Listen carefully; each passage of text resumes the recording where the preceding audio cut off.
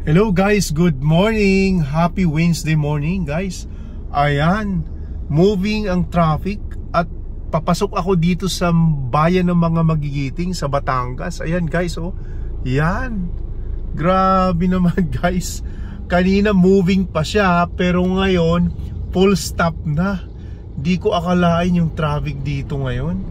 Akala ko hindi masyado kasi kanina moving pa siya. Mantakin mo 30 minutes na ako rito. Ayan o, 7:34 na. So ito may meeting, may appointment tayo by 8 o'clock. Kailangan mas maaga para alam mo na magkaroon tayo ng magandang discussion doon sa meeting natin mamaya. So ayan, moving na siya. Nagpapago na yata yung doon sa may EVIP gate. Ayan guys, yun na muna guys. Drive safely, ingat tayong lahat guys. Thank you.